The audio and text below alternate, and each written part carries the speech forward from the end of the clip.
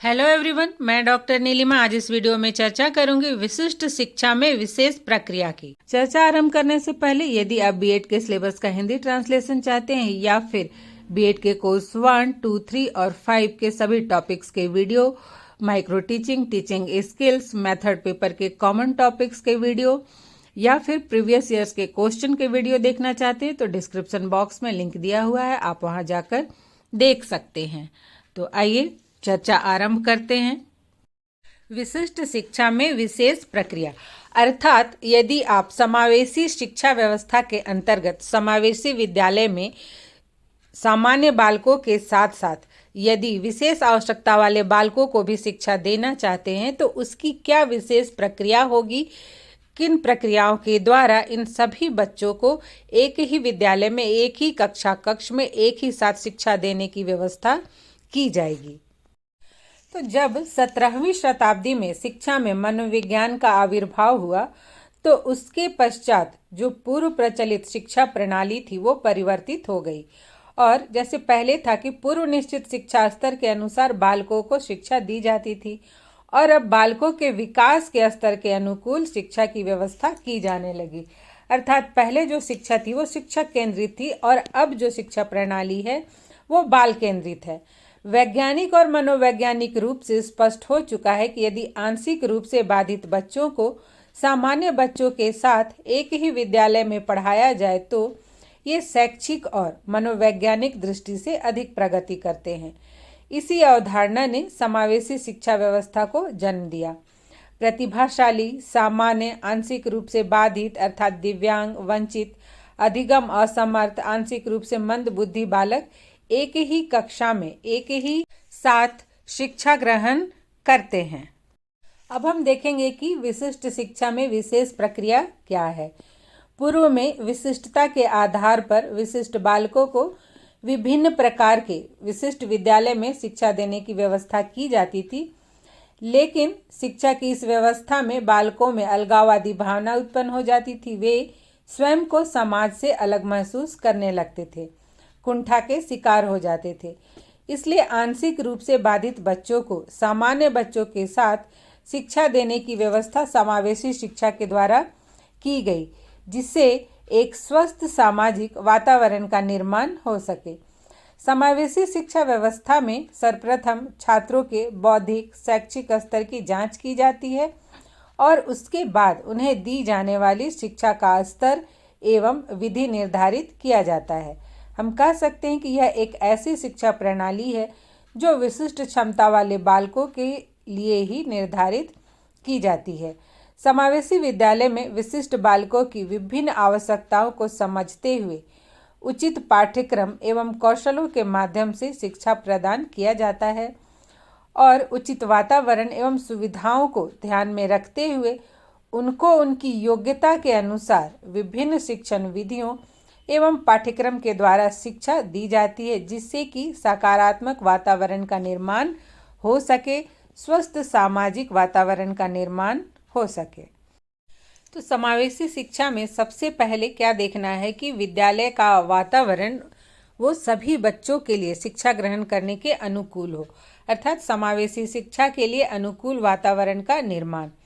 विशिष्ट शिक्षा की विशेष प्रक्रिया में सर्वप्रथम समावेशी विद्यालय में शिक्षण अधिगम वातावरण का निर्माण करने के लिए विद्यालय संस्कृति को समावेशी रूप में निर्मित किया जाना आवश्यक है। इसमें विद्यालय में ऐसे वातावरण का सृजन किया जाता है जो कि सामान्य बालकों के साथ साथ विशिष्ट बालकों के लिए भी शिक्षण एवं अधिगम की दृष्टि से श्रेष्ठ होता है। विद्यालय के शिक्षक, प्रबंधक, प्रधानाध्यापक, कर्मचारी सभी को विद्यालय के उद्देश्यों से अवगत कराया जाना चाहिए ताकि सबका सहयोग प्राप्त किया जा सके, क्योंकि विद्यालय में जो भी क्रियाएं संपन्न होती है, जो भी कार्य संपन्न होता है वो सबके सहयोग से ही होता है। इसके बाद हमें देखना है कि जो विशेष बालक हैं जिनका एडमिशन लिया जा रहा है, जो वहाँ पढ़ेंगे, उनकी क्या आवश्यकताएं हैं, अर्थात विशेष बालकों की आवश्यकताओं की खोज। विशिष्ट बालकों की भी वही सब आवश्यकताएं होती है जो कि अन्य बालकों की होती हैं, किंतु इसके अतिरिक्त विशिष्ट बालकों की उनकी विशिष्टता के आधार पर कुछ विशेष आवश्यकताएं भी होती हैं। समावेशी विद्यालय में विशेष बालकों की शिक्षा हेतु इन आवश्यकताओं का पता लगाकर उनकी आवश्यकताओं को पूरा करने संबंधित व्यवस्था पर विचार किया जाता है। जैसे अब मान लीजिए जो दिव्यांग बालक है तो उसके चलने का स्थान, बैठने का स्थान, उसको दी जाने वाली शिक्षा किस तरह की होगी, या दृष्टिबाधित बालक है तो उसके लिए कि उसे आगे बेंच पर बैठाना, श्रवण बाधित बालक है उसका ध्यान रखना है। तो जो जितनी भी तरह की विशिष्टता होती है उन सब बालक की आवश्यकताओं की खोज की जाती है। उसके बाद जो नेक्स्ट है स्टेप है वह है विशेष बालकों की पहचान। विद्यालय द्वारा विशिष्ट बालकों की पहचान के लिए विभिन्न शैक्षिक स्तर की जांच के साथ साथ चिकित्सकीय जांच के द्वारा भी बालक की विशिष्टता का पता लगाया जाता है। और जब बालक या बालिका की पहचान हो जाती है, उनकी विशिष्टता की पहचान हो जाती है, तो उनका पूर्ण अध्ययन किया जाता है, अर्थात उनकी बाधिता का स्तर क्या है, और आवश्यकता पड़ने पर उन्हें मनोवैज्ञानिक या संबंधित विशेषज्ञों को भी दिखाया जाता है और उनसे संबंधित पूर्ण रिकॉर्ड तैयार किया जाता है। अर्थात बालक में कौन कौन सी बाधिता है, बाधिता का स्तर क्या है, उन्हें क्या स्वास्थ्य संबंधी समस्याएं हैं, मनोवैज्ञानिक समस्याएं, इन सब का एक रिकॉर्ड तैयार कर लिया जाता है। इसके बाद जो नेक्स्ट स्टेप है वो है शिक्षकों की नियुक्ति या प्रशिक्षण। विद्यालय जो पहले से शिक्षक है उनके प्रशिक्षण की भी व्यवस्था कर सकता है या फिर विशिष्ट बालकों से संबंधित विशेषज्ञ शिक्षकों की नियुक्ति भी कर सकता है। शिक्षकों को सामान्य बालकों के साथ साथ विशेष बालकों को पढ़ाने का भी प्रशिक्षण देना चाहिए। शिक्षक ऐसा हो जो विशेष बालकों की समस्याओं को समझे और उसका दृष्टिकोण सहानुभूतिपूर्ण हो। अध्यापक के लिए ओरिएंटेशन कोर्स की भी व्यवस्था की जा सकती है। विशेष स्कूल के प्रधानाध्यापक को भी विशेष शिक्षा दी जानी चाहिए, अर्थात उन्हें भी प्रशिक्षित किया जाना चाहिए जिससे वह विशेष बच्चों की आवश्यकताओं को समझकर उसके अनुसार शिक्षा की व्यवस्था कर सके। नेक्स्ट है विशेष कक्षाओं का निरीक्षण या व्यवस्था, अर्थात इन बालकों के लिए अब किस तरह के क्लासरूम होने चाहिए। प्रत्येक स्कूल में विशेष कक्षा के लिए एक प्रशिक्षित निरीक्षक होना चाहिए जो यह सुनिश्चित कर सके कि कक्षा की व्यवस्था विशेष आवश्यकता वाले बालकों की आवश्यकता एवं सुविधा को ध्यान में रखकर की गई है या नहीं। जैसे कि बालक के बैठने का स्थान, प्रकाश की व्यवस्था, यदि बालक को कोई अपनी विशेष उपकरण रखने हो तो उन्हें उसके लिए भी पर्याप्त स्थान की व्यवस्था होनी चाहिए। नेक्स्ट है निर्देशन या अनुदेशन। विशिष्ट बालकों की आवश्यकताएं भिन्न भिन्न प्रकार की होती हैं, जैसी विशिष्टता होगी वैसी आवश्यकता होगी। इसलिए निर्देशन देते समय बालक से संबंधित हर पहलू को ध्यान में रखना चाहिए, जैसे उनकी शारीरिक दशा, उनके सीखने की क्षमता, उनका स्कूल रिकॉर्ड, सामाजिक सामंजस्य, उनकी रुचि का ध्यान, उनका मानसिक स्तर इत्यादि। अब फिर आती है पाठ्यक्रम की बात। विशेष बालकों की शिक्षा के लिए पाठ्यक्रम भी विशेष रूप से तैयार करना पड़ता है। यह पाठ्यक्रम प्रत्येक बालक के लिए उसकी आवश्यकता के अनुसार भिन्न भिन्न होता है। कभी कभी यदि आवश्यक हो तो बालक के लिए व्यक्तिगत शैक्षिक योजना भी बनाई जा सकती है और उसके अनुसार उसे शिक्षा दिया जा सकता है। यद्यपि अध्यापक के लिए यह अत्यंत ही कठिन होता है कि वह हर आयु के बालक के लिए पूर्ण रूप से विशेष शिक्षा का प्रोग्राम बनाए। अध्यापक को इसके लिए विशिष्ट शिक्षा के अध्यापक से सहायता लेनी चाहिए। बालकों को सामूहिक कार्यक्रम में भाग लेने के लिए भी अवसर उपलब्ध होने चाहिए। जैसे जो बालक दृष्टिबाधित है उन्हें टंकन या हस्तलिपि लिखना सिखाना। दिव्यांग बालकों के लिए विभिन्न प्रकार के कार्य जैसे बुनाई, कढ़ाई, लकड़ी का काम, मिट्टी के खिलौने बनाना आदि को पाठ्यक्रम में स्थान देना चाहिए। श्रवण बाधित बालकों को भाषा का ज्ञान दिया जाना चाहिए। इस प्रकार से पाठ्यक्रम बनाते समय विभिन्न प्रकार के विशिष्ट बालकों को ध्यान में रखा जाना चाहिए। अगला चरण है छात्रावास की सुविधा। तो हम सभी जानते हैं कि ग्रामीण क्षेत्रों में रहने वाले विशिष्ट बालकों के लिए समावेशी शिक्षा की सेवाएं पहुंचाना अत्यंत ही कठिन होता है और माता पिता भी अपने विशिष्ट बालकों को पढ़ाई करने के लिए शहरों में नहीं भेज पाते हैं। इसीलिए शहरों के जो समावेशी विद्यालय हैं उनमें विशिष्ट छात्रों के लिए छात्रावास का प्रबंध रहना चाहिए कि जिसमें छात्र आके रहकर वहाँ पढ़ाई कर सकें। इसके अतिरिक्त बच्चों को स्कूल लाने और वापस घर पहुंचाने के लिए बसों का भी प्रबंध होना चाहिए, जो कि प्रतिदिन विद्यार्थियों को लाना और पहुंचाना कर सके। इसके बाद है नेक्स्ट, राज्य का उत्तरदायित्व।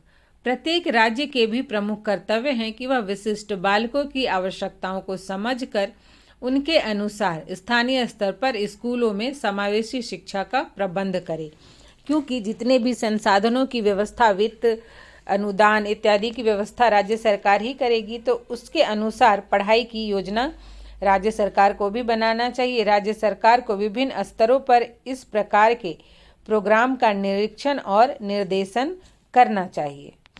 इसके बाद नेक्स्ट है प्रबंध तथा निरीक्षण सेवाएं। राज्य सरकार को स्थानीय स्तर पर इस प्रकार के विद्यालय को प्रोत्साहित करना चाहिए तथा उन्हें वित्तीय सहायता भी प्रदान करनी चाहिए। इसके अतिरिक्त इन विद्यालयों का प्रबंधन एवं प्रशासन का निरीक्षण का भी प्रबंध करना चाहिए। इसके अतिरिक्त भी नामांकन लेने वाले बालकों की रिपोर्ट, उनके लिए योजना की जानकारी प्राप्त करना, बालकों के नामांकन के नियम, उनका पाठ्यक्रम, उनके लिए अध्यापक की सुविधा, अध्यापक की योग्यताएं, कक्षा का आकार, कक्षा के विशेष सामान आदि निश्चित करने का भी जो व्यवस्था है वो राज्य सरकार को देखना चाहिए। मनोवैज्ञानिकों की सुविधा एवं चिकित्सकीय सुविधा की व्यवस्था भी राज्य सरकार को करना चाहिए। विशेष कक्षा के लिए अध्यापकों के प्रशिक्षण की व्यवस्था करना इत्यादि का प्रबंध राज्य सरकार को सुनिश्चित कर लेना चाहिए। समावेशी शिक्षा के लिए समावेशी विद्यालय में कुछ ढांचागत सुविधाओं का होना भी अत्यंत ही आवश्यक है, जैसे कि नंबर 1, विशेष शिक्षण सामग्री एवं सुविधा। विशिष्ट बालकों की जो अक्षमता होती है वो इस स्तर की होती है कभी कभी कि वे सामान्य रूप से प्रयोग में आने वाली शिक्षण सामग्री द्वारा शिक्षा ग्रहण नहीं कर पाते हैं, नहीं सीख पाते हैं। इसलिए उनके लिए विशिष्ट प्रकार के शिक्षण प्रशिक्षण, पाठ्य सामग्री, सहायक उपकरणों की आवश्यकता होती है, जिन्हें समावेशी विद्यालय में उपलब्ध कराना चाहिए, जिससे विशेष छात्र अपने स्वयं के कार्यों को भली प्रकार अच्छे से कर सकें और स्वावलंबी बन सके। अर्थात उन्हें हर बार शिक्षक पर या अपने सहपाठियों पर निर्भर ना रहना पड़े, वो उन सहायक उपकरणों के द्वारा स्वयं भी अपना कार्य कर सकें। नेक्स्ट है नंबर 2, विशिष्ट पाठ्यक्रम। समावेशी विद्यालयों में पाठ्यक्रम का निर्धारण विभिन्न प्रकार के बालकों को ध्यान में रखकर करना चाहिए। जैसे विशेष बालकों के लिए सरल एवं छोटे पाठ्यक्रम का निर्धारण उपयोगी रहता है। इन बालकों को विद्वान बनाने के स्थान पर उपयोगी नागरिक व कुशल कार्यकर्ता बनाना इस पाठ्यक्रम का उद्देश्य होना चाहिए तथा विभिन्न प्रकार के शिल्प आदि को भी पाठ्यक्रम में शामिल किया जाना चाहिए। जैसे कुछ बालक होते हैं जो उच्च शिक्षा ग्रहण करने में सक्षम नहीं होते हैं मानसिक स्तर पर, तो उन्हें विभिन्न प्रकार के शिल्पों का ज्ञान दिया जाना चाहिए, जिससे कि वो स्वयं स्वावलंबी बन सके, आत्मनिर्भर बन सके। नंबर 3, शिक्षण विधियाँ। समावेशी विद्यालय में विशेष आवश्यकता वाले बालकों को शिक्षा देने के लिए परंपरागत विधियों में परिमार्जन की भी आवश्यकता होती है। इन्हें प्रत्यक्ष अनुभव करके सीखने के अवसर देने चाहिए तथा विषय वस्तु को छोटे छोटे भागों में बांटकर आसान तरीकों से पढ़ाया जाना चाहिए। आगमन निगमन विधि का उपयोग करना चाहिए। शिक्षण में श्रव्य दृश्य सामग्री का भी उपयोग करना चाहिए। इनके लिए अभिनय या प्रोजेक्ट विधि, खेल विधि, शिक्षण विधियों का प्रयोग उत्तम होता है। अर्थात जो भी विधि, शिक्षण विधि का उपयोग किया जाए शिक्षण के लिए, वो बाल केंद्रित हो और बालकों के मानसिक स्तर और उनकी आवश्यकता को देखकर उस विधि का प्रयोग किया गया हो, या शिक्षक को उस तरह की विधि का प्रयोग करना चाहिए। नंबर 4 है विशेष अध्यापक। विशिष्ट बालकों के लिए विशिष्ट रूप से प्रशिक्षित शिक्षकों की आवश्यकता होती है। शिक्षक ऐसे होने चाहिए जो बालकों की समस्याओं एवं आवश्यकताओं को समझते हुए लगातार उनकी सहायता कर सके, उनके साथ सहानुभूतिपूर्ण व्यवहार करें और उनको प्रगति के मार्ग पर अग्रसर करें। नेक्स्ट है पाठ्य सहगामी क्रियाएं। पाठ्य सहगामी क्रियाएं विद्यालय में बालकों को विभिन्न विषयों का ज्ञान देने के साथ साथ विभिन्न प्रकार के अनुभव भी प्रदान करती हैं। उनके व्यक्तित्व के अन्य पक्षों का भी विकास करने में सहायता करती हैं। पाठ्य सहगामी क्रियाओं में विशेष बालकों की भी सहभागिता सुनिश्चित करनी चाहिए। उन्हें भी पाठ्य सहगामी क्रियाओं में भाग लेने का अवसर देना चाहिए। जैसे दिव्यांग बालकों के लिए इस तरह के खेल की व्यवस्था होनी चाहिए जिससे वे एक स्थान पर बैठकर खेल सकें, जैसे कैरम बोर्ड, लूडो, चेस इत्यादि। उसी प्रकार यदि सांस्कृतिक कार्यक्रम में प्रस्तुति देने की बात हो तो दिव्यांग बच्चे को भाषण या कविता पाठ जैसे कार्यक्रम में भाग लेने के लिए प्रोत्साहित किया जा सकता है। इस प्रकार से विशेष बालकों में भी आत्मविश्वास का विकास होगा। पाठ्य सहगामी क्रियाओं में छात्रों को योग और ध्यान की शिक्षा अवश्य देनी चाहिए जिससे वे अपने आप को शारीरिक और मानसिक रूप से स्वस्थ रख सके, अवधान की समस्या का समाधान हो सके। नेक्स्ट नंबर 6, समय सारणी। विशिष्ट बालक अधिक समय तक अपना ध्यान केंद्रित नहीं कर पाते हैं और ऐसे भी जो छोटे बालक होते हैं वो भी अधिक समय तक अपना ध्यान केंद्रित नहीं कर पाते हैं। इसलिए इनके लिए समय सारणी का निर्धारण करते समय उसमें लचीलापन का ध्यान रखना चाहिए। कक्षा की अवधि छोटी होनी चाहिए। बीच बीच में मनोरंजन या आराम करने का समय भी निश्चित करना चाहिए। नंबर 7 है परीक्षा प्रणाली। छात्रों के मूल्यांकन के समय भी विशेष बालकों को ध्यान में रखते हुए प्रश्न पत्रों का निर्माण करना चाहिए। प्रश्न पत्रों का निर्माण करते समय जो प्रश्न है वो वस्तुनिष्ठ होने चाहिए और प्रश्नों में सरल भाषा का प्रयोग होना चाहिए जिससे कि सभी छात्र आसानी से समझ सकें। और जो प्रश्न बनाते हैं उसमें प्रतीकों और चित्रों का उपयोग होना चाहिए। और जो छात्र सफल हो या असफल हो, दोनों ही वर्गों के छात्रों को किसी न किसी रूप में प्रोत्साहित करना चाहिए। जो अक्षम छात्र हैं उनको एग्ज़ाम के समय में लिखने के लिए कुछ अधिक समय देने की भी व्यवस्था होनी चाहिए। नेक्स्ट पॉइंट है नंबर 8, देखभाल एवं उपचार सुविधा। शारीरिक रूप से पीड़ित बाधित बालकों के लिए विद्यालय में उपचार की सुविधा उपलब्ध कराना चाहिए। इसके लिए उपचारात्मक कैंप की भी व्यवस्था की जा सकती है। इसके साथ साथ अध्यापक एवं दूसरे छात्रों को ऐसे बालकों का सहयोग भी करना चाहिए। समय समय पर छात्रों की समस्याओं से संबंधित जानकारी भी ऐसे छात्रों से लेनी चाहिए। ऐसे छात्रों के लिए विद्यालय के नियम भी लचीले होने चाहिए। जो बाधित छात्र होते हैं इनकी जो चिकित्सा है इसकी व्यवस्था समय समय पर करानी चाहिए। इसके अभिभावकों अर्थात इनके ऐसे जो बच्चे हैं इनके अभिभावकों को भी इनकी स्थिति का ज्ञान कराते रहना चाहिए और जो आवश्यक उपचार है उसकी भी व्यवस्था होनी चाहिए। नेक्स्ट है नंबर 9, निर्देशन एवं परामर्श सेवाओं की व्यवस्था।